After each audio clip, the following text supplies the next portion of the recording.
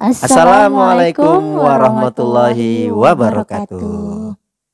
Berjumpa kembali bersama saya Muhammad Yusuf Dan saya Siti Aisyah di Keluarga Bahagia TV.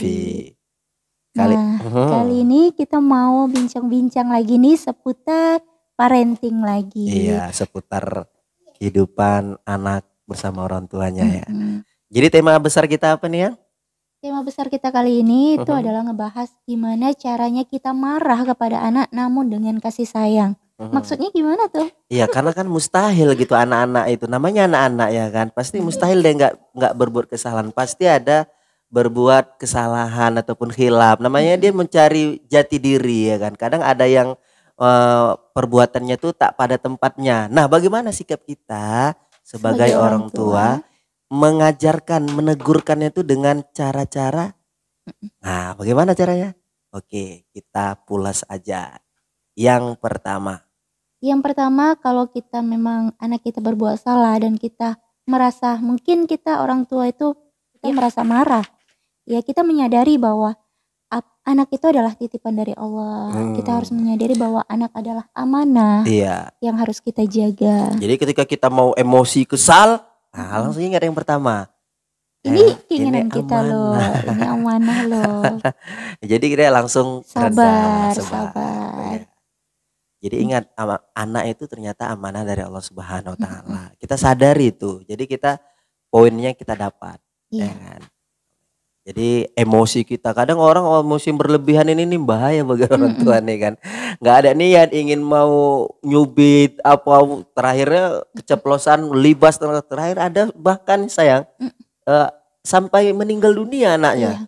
Karena itu tadi kekerasan, emosi, beban terlalu ini kali kan. Oke, yang selanjutnya. Yang kedua itu adalah kita harus menyadari bahwa emosi yang berlebihan, misalnya marah-marah, membentak, mengeluarkan kata-kata kasar kepada anak kita, itu akan berdampak buruk bagi anak kita, bagi mental anak kita. Iya, bisa jadi hari ini kita marah-marahi anak kita, dampaknya mungkin nggak sekarang, nggak saat ini, tapi ketika dia besar, akan mempengaruhi kepercayaan dirinya, keberanian dia, seperti itu. Iya, tapi ada juga yang suatu kasus gitu kan. Dia di rumah sering dimarah-marahi, di rumah sering dibentak. Ketika dia di luar dari rumah bersama teman-temannya atau bersama teman sekolahnya, ya apa yang dilakukan orang tuanya di rumah itu yang dibuatnya. Bisa jadi. Bisa jadi. Jadi karakter rumah itu sangat menentukan. Oke, yang selanjutnya, yang ketiga. Selanjutnya itu kita usahakan kalau kita memang lagi marah sama anak kita, jangan sampai mengeluarkan kata-kata yang kasar. Ya kita marah dengan bahasa yang lembut, seperti itu ya. Ya lebih mendidik lah. Jadi ketika kita sudah menjadi ibu, nah ini jadi tantangan buat kita, karena orang yang sudah berumah tangga ataupun ibu, ketika dia sudah menyandang predikat ibu, perkataan ibu itu adalah doa gitu kan. Perwakilan Allah tuh loh, ibu loh, ya kan? Al-kalamu doa, perkataan itu adalah doa gitu. Doa ibu itu tuh langsung dijabah sama Allah. Jadi bagi kita lah, orang tua harus hati-hati lisan kita ini kan, berkata kepada anak-anak kita. Jadi ucapkan yang baik-baik, walaupun dia berbuat yang salah, usahakan jangan kata-kata kotor yang keluar, kata-kata yang baik ataupun kata-kata yang lemah lembut gitu.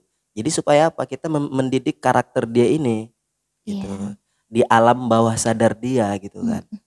Itu bisa membentuk karakter si anak itu tadi gitu kan. Kalau dia berbuat salah, ya Allah, mama doain kau jadi imam besar Masjidil Haram, kan enak ya kan.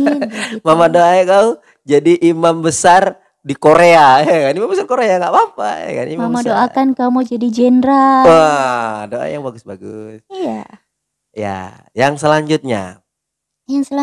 Kalau kita marah, jangan sampai melakukan fisik ya. Ya maksudnya begini, fisik yang berlebihan mah.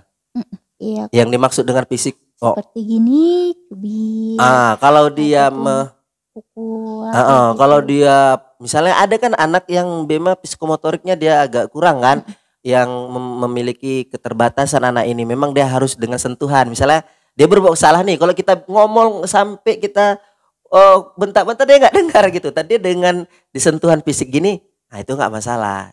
Nakku, jangan gitu ya. Nanti berbahaya. Disampaikan apa tujuan kita? Jangan kita menyampaikan ini ya. Apa tujuan kita melarang dia itu langsung gitu kan?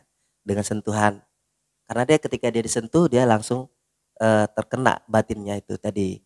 Ada juga yang anak yang model yang dikasih tahu ya dia sudah dengar gitu kan. Nah, yang dimaksud dengan sentuhan fisik di sini dia yaitu tadi kayak main libas, ataupun main ada kita lihat di video itu kan sampai dibanting-banting anaknya ya kan berlebihan.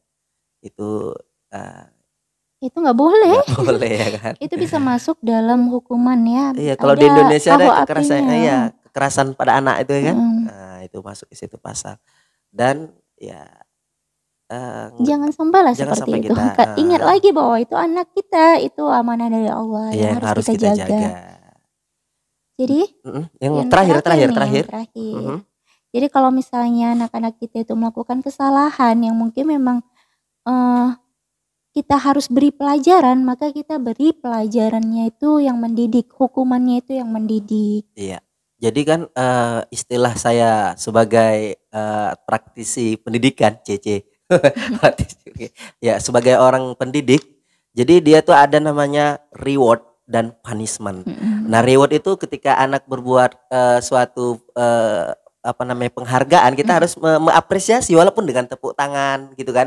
Dia bisa melakukan pekerjaannya gitu, kita harus beri aplaus, tepuk tangan atau terima kasih, wow hebat gitu kan. Kata-kata pujian gitu kan. Hebat anak mama. Hebat mama gitu kan. Ayah hebat gitu kan.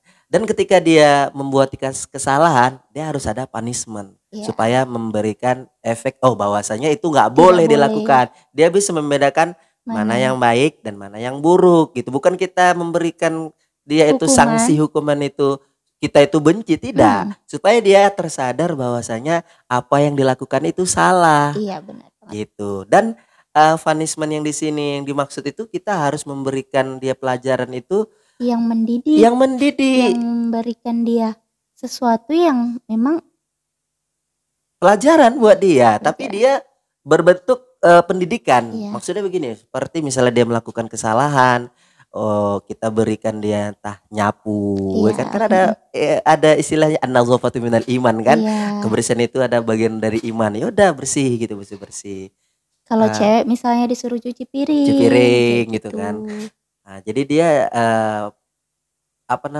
punishment yang mendidik lah buat anak itu sendiri gitu. Jadi dia nanti di samping pemberian hukuman itu memberikan manfaat bagi kita dan untuk bagi diri dia sendiri dan mengingatkan dia itu tadi bahwasanya hal tersebut tak boleh diulanginya lagi. Mungkin itu aja yang bisa kita ungkapkan. Kita terus belajar nih ya, belajar menjadi orang tua yang terbaik agar anak-anak kita itu menjadi anak-anak yang terbaik dan unggul untuk generasi ke depan. Oke, akhirnya sayang, kita udahin dulu ya sharing kali ini. Buat teman-teman yang pengen ya kita sering-sering atau pengen bicara tentang seputar parenting, boleh komen di kolom komentar. Oke, terima kasih teman-teman yang sudah mendukung. Mudah-mudahan ini menjadi amal jariah buat kita semua dan kita doakan bersama anak-anak kita menjadi anak-anak yang soleh dan solehan. Dan kami tutup dengan mengucapkan wassalamualaikum warahmatullahi wabarakatuh. Salam bahagia. Dadah.